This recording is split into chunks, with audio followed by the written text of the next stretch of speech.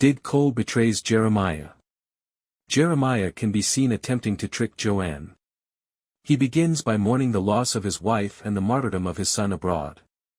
He eventually brings up the subject of sacrifice and asks Joanne if Dwight has actually made any sacrifices.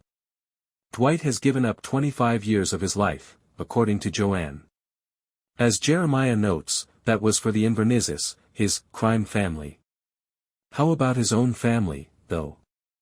Jeremiah accuses Dwight of having no conscience and never having remorse because Joanne doesn't respond to that query. In response, Joanne asks Jeremiah whether he has any regrets, fully aware that he places the burden on himself. Jeremiah becomes enraged because he sent his older son to fight and dislikes that he has turned to kidnapping in order to maintain his position at the top of the social hierarchy. He only knocks over the meal in front of him, he doesn't harm Joanne. Now, because Jeremiah is so preoccupied with Joanne, he doesn't realize that his own son has effectively crossed sides and arrived at Bred-2-Buck Saloon to let Dwight know where Joanne is. Because of all the terrible things he has done on Jeremiah's behalf, Cole obviously doesn't receive the best greeting, but when Cole tells them Joanne is doing well, Dwight and his team settle down and hear what Dunmire Junior has to say after Spencer informs the group that many people were spared from the hotel explosion because Cole released that information. In order to make it easier for Dwight and his crew to find Joanne, Cole begins recording the number of soldiers in Jeremiah's army, the condition of his armory, and even offers to create a thorough map of the Dunmire estate. They assign responsibilities and leave once they have a clear understanding of what they are up against.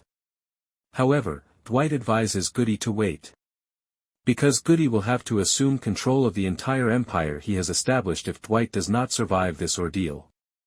Because Spencer is a child and Dwight doesn't want Cole to have to fight his own father and then witness his death, they are also excused from the assault. Because Joanne is the only one who can accept the offer of giving up control of the distillery in order to prevent the impending violent conflict between Dunmire and Dwight's men, he has singled her out. Joanne doesn't state whether she will sign or not, but she does note that, regardless of her choice, due to his employment of illicit tactics to outdo Dwight, Jeremiah has lost the war. Cole, incidentally, is unaware that Jeremiah has abducted Joanne.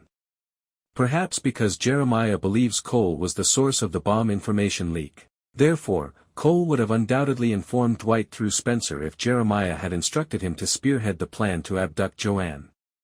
No, I don't think Jeremiah gives a damn about what Cole thinks he should or shouldn't do.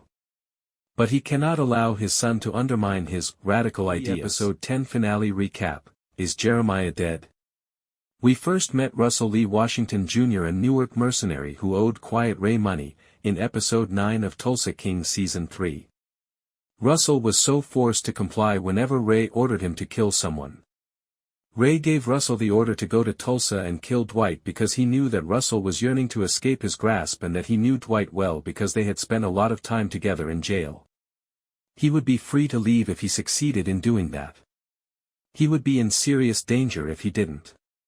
Now, Russell arrived in Tulsa, and destroyed Dwight. He would be set free if he succeeded in doing it. He would be in grave danger if he didn't. Now, Russell did make it to Tulsa and even met Dwight, but he lacked the courage to murder him. When Dwight is certain that Russell won't carry out Ray's orders, he shares with him a small secret: Ray has dispatched hitmen to murder Russell regardless of whether Russell murders Dwight. Russell would have discreetly fled to New Orleans, but this betrayal made him declare out loud that he was Ray's adversary. He accompanied Dwight to the hotel where the hitmen were staying, where they were murdered. From a business perspective, Jeremiah lost it when he realized that Montague Distilleries had surpassed Dunmire Distilleries by a significant distance. Jeremiah had Joanne abducted in a desperate attempt to harm Dwight. In what way? Let's discover. Dwight dislikes the concept and advises Margaret to turn down the job offer. Margaret advises Dwight to take a different perspective. In this gubernatorial contest, Dwight has undoubtedly aided Thresher greatly, particularly with the Sackrider issues. However, how long will Thresher recall that? When Thresher is criticized for hanging around with such a mobster, he will eventually want to put some distance between himself and Dwight, possibly even severing their relationship. If Margaret joins his cabinet, she will be able to give Dwight any information he requires.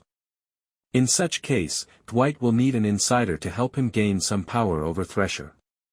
Dwight understands that this is an excellent idea and that Margaret won't change her mind once she has made up her mind.